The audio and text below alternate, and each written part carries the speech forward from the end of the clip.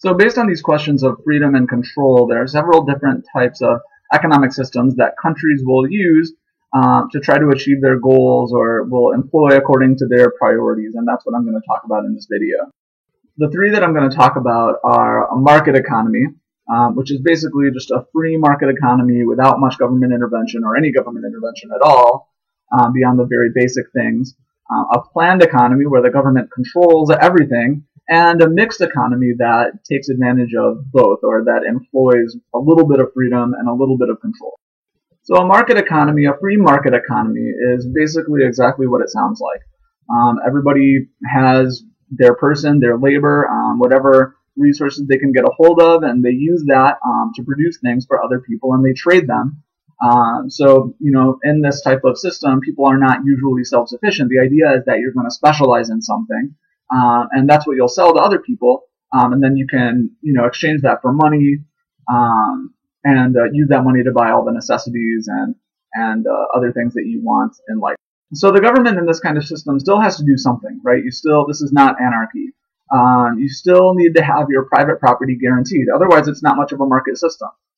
If you have no assurance that someone won't come and steal all your stuff, then you really, can't dispose of that stuff in a free way, even if it's not the government that's coming in and regulating you. So the government has to be there to protect your private property, and the government has to be there to protect contracts that you make with people, so that, you're not just limited to physical exchanges of goods. So you can say, well, I'll work for you for a year, and at the end of every 2-week period, you'll pay me a certain amount of money. So, that's how a lot of people work. And if there was no guarantee that the business would honor that contract, then, those kind of exchanges couldn't happen. So, the government comes in and guarantees contracts. So what is it that drives a market system? What keeps everything going? The answer to that is self-interest. Okay, so, the baker, the glassmaker, the whoever, these people don't produce their goods out of the great amount of love that they have in their hearts for the people around them. Necessarily, maybe they do, but really they do it out of self-interest. Okay? They believe that if they make those things, that they can exchange them or sell them either for money or for things that they want, then they can buy the things that they want with the money. So they do it because they want a better life for themselves. So they're going to try to be as profitable as they can. That is, they're going to try to make the biggest amount of profit, the most revenues, given how much they have to spend in order to produce their goods. And what keeps the whole system regulated? If there's not a government coming in and saying, well, you can't do that, that's not fair, or that's not going to work, nobody will like that. What keeps them regulated generally is competition. It's supply and demand to an extent, but it's also that competition among people. That's why we tend to like competition. Competition means that consumers can run away from your business to somebody else's business, so you have to treat your customers well. The basic strength of this system is that it relies on free market pricing. And we've already seen how prices come into being. It's not just a company deciding, I guess I'm going to charge this price today.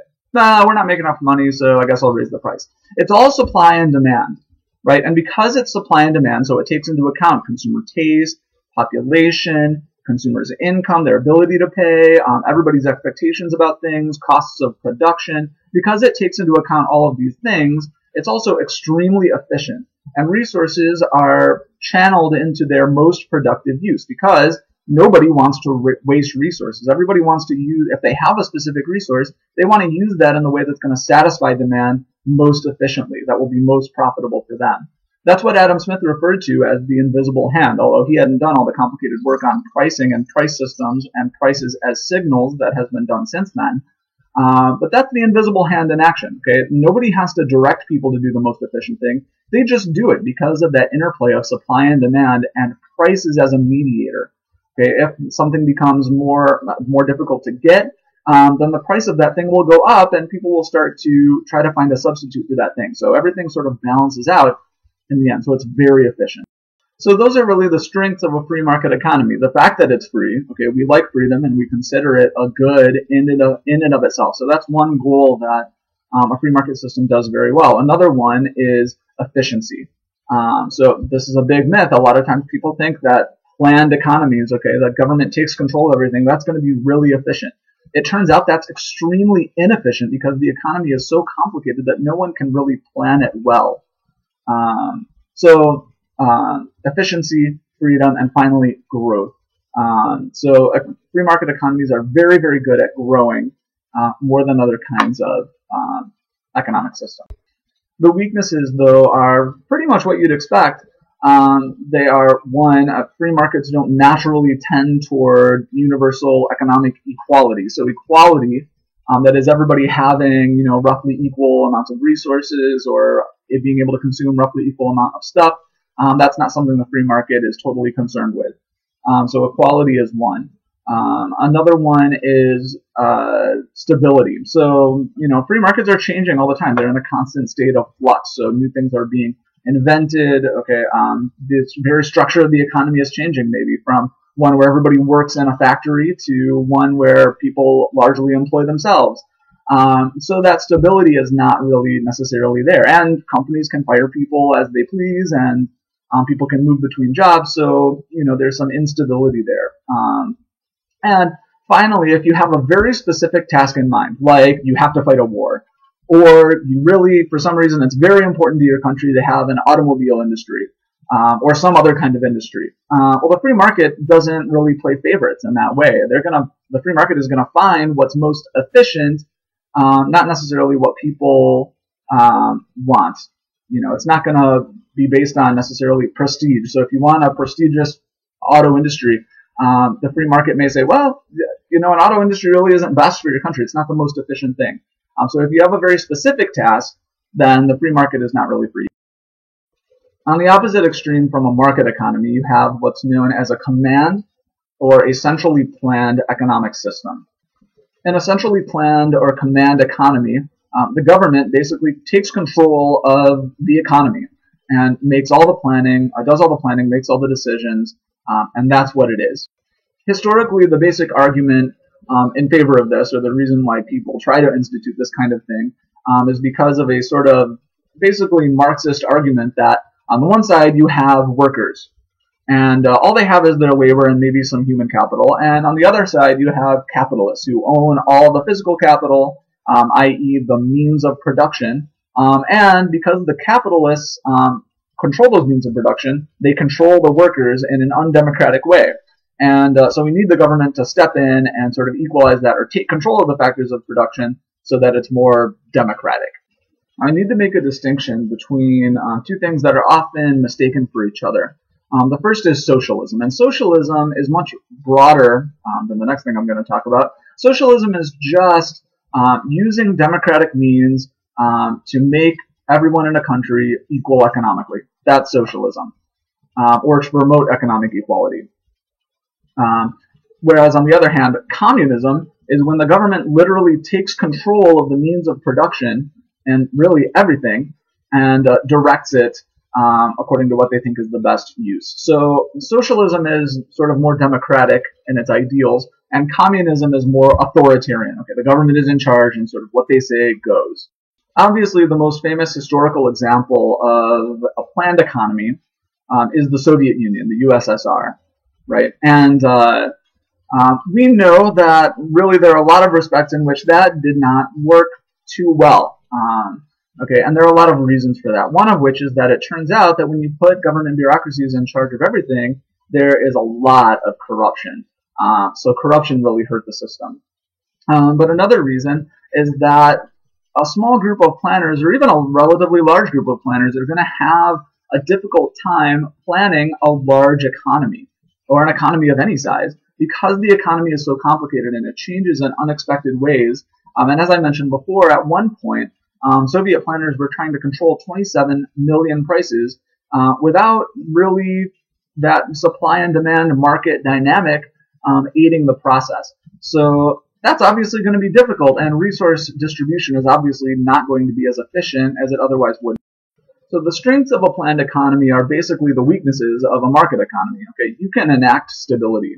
You can decree that nothing will ever change, at least in terms of technology or something like that. Okay, you can decree equality. You can have full employment.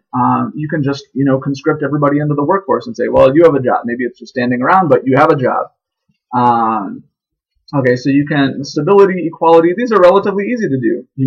Everybody may not be wealthy in their stability and equality, but they're stable and equal. And it's relatively good at specific tasks. So if you're really only concerned about winning a war, maybe a planned economy is sort of better. In fact, during World War II, really, you could say the Soviet Union was surprisingly effective at producing a war machine, given how poor they'd been only 30 years previously. But the weaknesses are pretty much what the strengths of a market economy are. It's not very efficient. In fact, a command economy is extremely inefficient, and the Soviet Union was extremely inefficient. It doesn't grow very quickly or very well, partly because it's not very efficient. And it's obviously not very free, right? The government is sort of in charge of everything, and you are giving something up. You're giving up your freedom in order to have that happen. Now, the final kind of economic system is called mixed, and that's pretty much what you would expect. A mixed economy mixes elements of the free market and a planned economy in order to try to sort of get a best of both worlds situation. So when we're talking about the strengths and weaknesses of a mixed economy, hopefully, ideally, you get a lot of freedom and growth and efficiency while being able to provide some stability and equality and accomplish some specific goals that you want to accomplish well. Hopefully, you don't just get the weaknesses of both systems, but that's the idea of a mixed economy. In practice, this is pretty much what everyone has. But we tend to fall on a continuum with some countries favoring free market more, and some countries favoring a planned economy more. So on the very far free market side, you probably have countries like Hong Kong and Singapore that are probably the most free market oriented countries. And then a little bit more to the left is the United States with a little bit more government control. And then maybe in the middle, you have people like France and Germany. And then on the far left, with much more of a sort of control element, you have countries like China, Cuba, and Iran. So, it's a difference in kind necessarily more than a difference in quality. So, but we all have sort of this mixed economy trying to maximize the benefits of both systems. So there we are. Those are the three economic systems that we're really going to talk about. Markets, which are really good. Okay, the free market, really good at efficiency, growth, and freedom. Planned, which are really good at equality, stability, and specific tasks that you want to accomplish, and mixed that hopefully maximize the benefits of both, but possibly just give you the weaknesses of both.